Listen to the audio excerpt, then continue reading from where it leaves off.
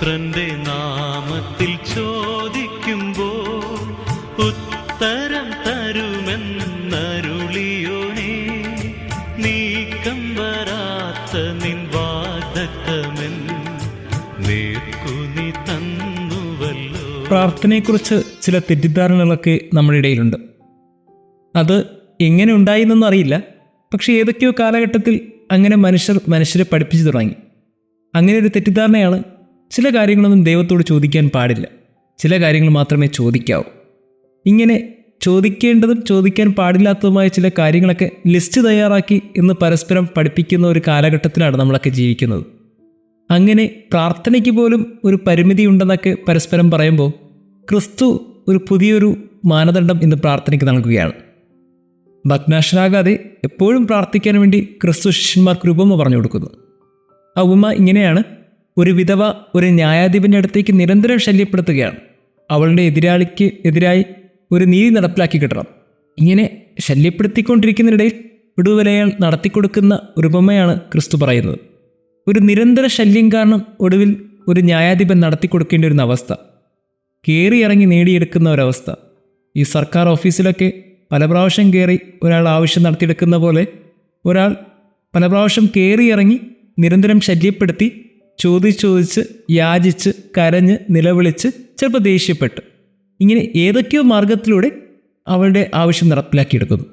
ഇതാണ് പ്രാർത്ഥന. ഇത് ക്രിസ്തു പറഞ്ഞതാണ്. ഇപ്പോൾ പ്രാർത്ഥന എന്ന് പറയുമ്പോൾ ഒരാൾ നിരന്തരം ദൈവത്തെ ഉണർത്തിക്കൊണ്ടിരിക്കുന്നൊരവസ്ഥയാണ്. ഈ ഒരു അവസ്ഥ പഴയ നിയമത്തിൽ നമ്മൾ കാണുന്നുണ്ട്. അബ്രഹാം ദൈവത്തോട് പ്രാർത്ഥിച്ചൊരു പ്രാർത്ഥന. സൊദോം ഗൊമോറ നശിപ്പിക്കുമെന്ന് കർത്താവ് പറയുമ്പോൾ, കർത്താവെ 50 നീതിമാരുണ്ടെങ്കിൽ നീ ഈ നഗരത്തെ നശിപ്പിക്കുമെന്ന് ചോദിച്ച ഒരു ബാർഗെയിനിങ് സിസ്റ്റത്തിലേക്ക് അബ്രഹാം എത്തി നമ്മൾ കാണുന്നുണ്ട്. എന്നിട്ട് 50 പേർ നീതിമാന്മാരുണ്ടെങ്കിൽ നശിപ്പിക്കില്ല എന്ന് കർത്താവ് പറയുമ്പോൾ അബ്രഹാം വീണ്ടും ചോദിക്കും, കർത്താവ് ഒരു 45 പേരുണ്ടെങ്കിൽ നീ നശിപ്പിക്കുമോ? അപ്പോൾ കർത്താവ് പറയും, ശരി, ഒരു 45 പേരുണ്ടെങ്കിൽ ഞാൻ നശിപ്പിക്കില്ല. എന്നിട്ട് വീണ്ടും അബ്രഹാം പറയും, കർത്താവ് എങ്ങനെ മുമ്പിൽ പോലും നിൽക്കാൻ എനിക്ക് യോഗ്യതയില്ല, ഞാൻ പൊടിയും ചാരവും ഒക്കെയാണ്, എങ്കിലും ഞാൻ ഒന്ന് ചോദിച്ചോട്ടെ, ഒരു 30 പേരുണ്ടെങ്കിൽ നശിപ്പിക്കുമോ? അപ്പോൾ അബ്രഹാം പറഞ്ഞതല്ലേ, കർത്താവ് അതിനൊരു ഇളവൊക്കെ വരുത്തി 30 സമ്മതിച്ചു. ഇനി അങ്ങോട്ടുമില്ല ഇങ്ങോട്ടുമില്ല എന്നൊക്കെ പറഞ്ഞ് നിൽക്കുന്ന സമയത്താണ് വീണ്ടും അബ്രഹാമിനെ 10 ചുരുക്കുന്നു. അങ്ങനെ പ്രാർത്ഥിച്ച് ചോദിച്ച് ഒരു ബാർഗെയിനിങ്ങിലൂടെ കർത്താവിൻ്റെ മനസ്സ് അബ്രഹാം മാറ്റുന്നു. ഒരു നഗരം നശിപ്പിക്കില്ല, 50 നീതിമാന്മാർ വേണമെന്ന് ആദ്യം തുടങ്ങിയ ഒരു ടോക്ക് പിന്നീട് അവസാനിക്കുമ്പോൾ ചുരുങ്ങി ആ നമ്പറിന് വലിയ മാറ്റം സംഭവിക്കുന്നുണ്ട്. ഇതാണ് പ്രാർത്ഥന. പഴയ നിയമത്തിലും പുതിയ നിയമത്തിലും ദൈവം പഠിപ്പിക്കുന്ന ഒരു കാര്യം ഇതാണ്: ഒരാൾ നിരന്തരം ഇങ്ങനെ കർത്താവിനോട് ചോദിക്കുന്ന കാര്യങ്ങൾ, ഒരാൾ നിരന്തരം ദൈവവുമായി നടത്തുന്ന പരാതിയോ പരിഭവമോ ദേഷ്യമോ സങ്കടമോ എന്തുമായിക്കൊള്ളട്ടെ, ആ നിരന്തരമുള്ളൊരു സമ്പർക്കം എല്ലായ്പ്പോഴും അത്യാവശ്യമാണ്. ഇതാണ് പ്രാർത്ഥനയെക്കുറിച്ച് ക്രിസ്തു നൽകുന്ന ഡെഫിനിഷൻ. എന്നിട്ട് ഈ സുവിശേഷഭാഗം അവസാനിക്കുമ്പോഴാണ് ഈ ചിന്തകൾക്കൊക്കെ ഒരു സംഗ്രഹം കിട്ടുന്നത്. അതിൽ ക്രിസ്തു പറയുന്ന വലിയൊരു ചോദ്യം അവശേഷിക്കുന്നുണ്ട്. ആ ചോദ്യം ഇങ്ങനെയാണ്: എങ്കിലും മനുഷ്യപുത്രൻ വരുമ്പോൾ ഭൂമിയിൽ വിശ്വാസം കണ്ടെത്തുമോ? ഈ ഒരു ചോദ്യം ഇങ്ങനെ ചോദ്യമായി മാത്രം നിലനിൽക്കുമ്പോൾ ഉത്തരം എവിടെയാണ്? പ്രിയമുള്ളവരെ, പ്രാർത്ഥനയെക്കുറിച്ച് ഇന്ന് ചിന്തിക്കുമ്പോൾ അവസാനത്തെ ചോദ്യത്തിലാണ് നമ്മുടെ ഹൃദയം ഉടക്കേണ്ടത്. മനുഷ്യപുത്രൻ വരുമ്പോൾ ഭൂമിയിൽ വിശ്വാസം നിലനിൽക്കുമോ? വിശ്വാസം കണ്ടെത്തുമോ? നിരന്തരം ഇങ്ങനെ പ്രാർത്ഥിക്കുന്ന, നിരന്തരം ഇങ്ങനെ ചോദ്യങ്ങൾ ചോദിക്കുന്ന, നിരന്തരം ശല്യപ്പെടുത്തുന്ന മനുഷ്യരൊക്കെ ഈ ഭൂമിയിൽ ഉണ്ടാകുമോ? എനിക്കിപ്പോഴും ഒരു സംശയമുണ്ട്. നിരന്തരം ദൈവത്തെ ഇങ്ങനെ നേടിയെടുക്കാൻ വേണ്ടി, പ്രാർത്ഥനകളിലൂടെ ആവശ്യങ്ങൾ നേടിയെടുക്കാൻ വേണ്ടി, പ്രാർത്ഥനയിലൂടെ അവരുടെയൊക്കെ ദൈവവുമായുള്ള ബന്ധത്തെ നേടിയെടുക്കാൻ വേണ്ടി എത്ര മനുഷ്യർ ഇന്ന് ശ്രമിക്കുന്നുണ്ട്. ഒരു ദിവസം പള്ളിയിൽ പോയില്ലെങ്കിൽ തലവേദന എടുക്കുമെന്നും അന്ന് കുടുംബത്തിൽ വല്ലാത്തൊരു ബുദ്ധിമുട്ടെന്നൊക്കെ പറയുന്ന അമ്മമാർ നമുക്കുണ്ടായിരുന്നു. ഒരു ഞായറാഴ്ച പള്ളിയിൽ പോയില്ലെങ്കിൽ വല്ലാത്ത അസ്വസ്ഥതയാണെന്നും വീട്ടിൽ ഒരു ദിവസം സന്ധ്യാപ്രാർത്ഥന ചൊല്ലിയില്ലെങ്കിൽ വീടിന് എന്തൊക്കെയോ ബുദ്ധിമുട്ട് വരുന്നുണ്ടെന്നൊക്കെ പറയുന്ന ഒരമ്മയുടെ മക്കളായി വളർന്നിട്ട് ഇന്ന് നമ്മുടെയൊക്കെ വീടുകളിൽ സന്ധ്യാപ്രാർത്ഥന ഇല്ലാതെയും ദേവാലയത്തിൽ പോകാതെയും ഒക്കെ നിൽക്കുമ്പോൾ എന്തുകൊണ്ട് അന്ന് നമ്മുടെ അമ്മമാർക്ക് തോന്നിയ ഒരു അരക്ഷിതാവസ്ഥയും ഒരു സമാധാനമില്ലായ്മയും നമുക്ക് തോന്നുന്നില്ല? ഈ നിരന്തര ബന്ധമില്ലായ്മ നമുക്കൊരു പ്രശ്നമായി തോന്നാത്തൊരു കാലഘട്ടത്തിലാണ് നമ്മളൊക്കെ ജീവിക്കുന്നത്. പ്രിയമുള്ളവരെ, ഈ ഒരു സുവിശേഷഭാവം ക്രിസ്തു നമുക്ക് വേണ്ടി പറഞ്ഞ രൂപമയാണ്. ഈ നിരന്തരം ക്രിസ്തുവിനെ ശല്യപ്പെടുത്താനും ക്രിസ്തുവിനെ വേദനിപ്പിക്കാനും ക്രിസ്തുവിനോട് സ്നേഹം പങ്കുവയ്ക്കുവാനും ക്രിസ്തുവിനോട് സംസാരിക്കുവാനൊന്നും ഇന്ന് മനുഷ്യരില്ല എന്നുള്ളതാണ് ക്രിസ്തുവിൻ്റെ സങ്കടം. ഇങ്ങനെ ഒരു കാലഘട്ടത്തെ ക്രിസ്തു ആഗ്രഹിക്കുന്നുണ്ട്. അവൻ നമ്മുടെ ശല്യങ്ങളെ ഇഷ്ടപ്പെടുന്നുണ്ട്, നമ്മുടെ സമാധാനമില്ലായ്മ ഇഷ്ടപ്പെടുന്നുണ്ട്, നമ്മളൊക്കെ അവനെ സ്നേഹിക്കുന്നത് ഇഷ്ടപ്പെടുന്നുണ്ട്, നമ്മൾ അവനോട് സംസാരിക്കുന്നത് ഇഷ്ടപ്പെടുന്നുണ്ട്.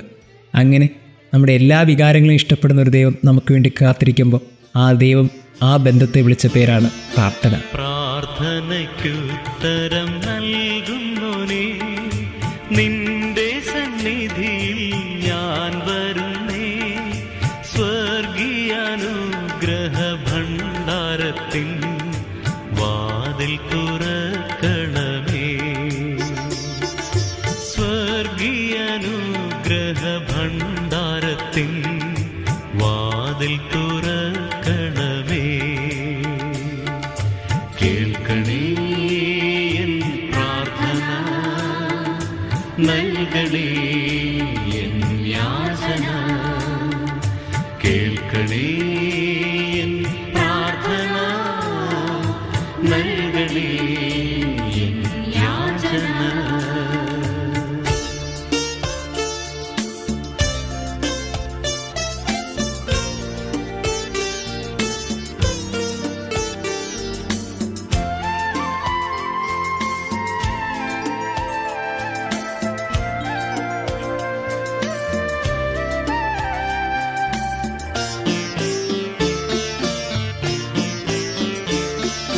പുത്രന്റെ നാമത്തിൽ ചോദിക്കുമ്പോൾ ഉത്തരം തരുമെന്നരുളിയോനേ.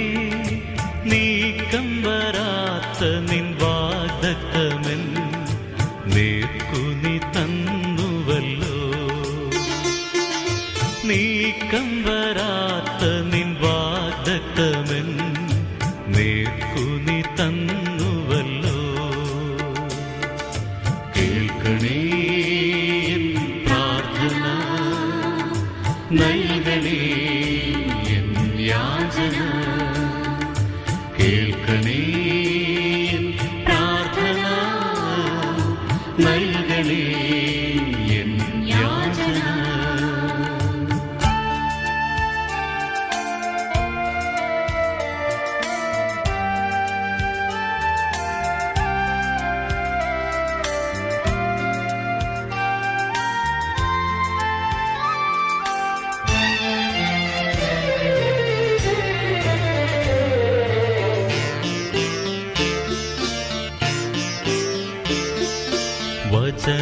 വചനമെന്നാത്മാവിൻ ദാഹം തീർക്കാൻ അരുളുക ദാസരിൽ വരമധികം.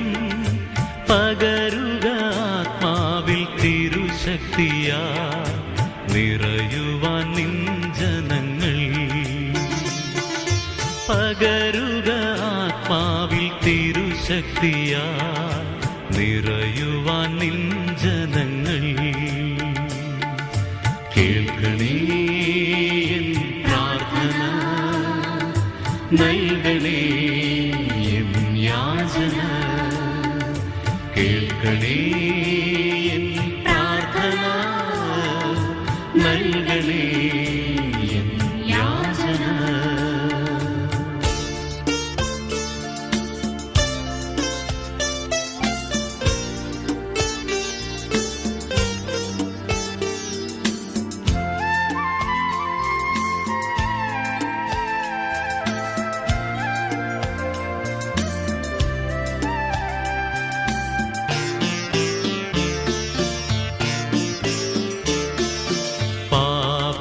രോഗവും അകറ്റിടുവാൻ രുധിരത്തിൽ അത്ഭുത ശക്തി ഇന്ന് അറിയുവാനിവിടെ വിശ്വാസത്തിൻ്റെ ഹൃദയങ്ങൾ തുറക്കണമേ.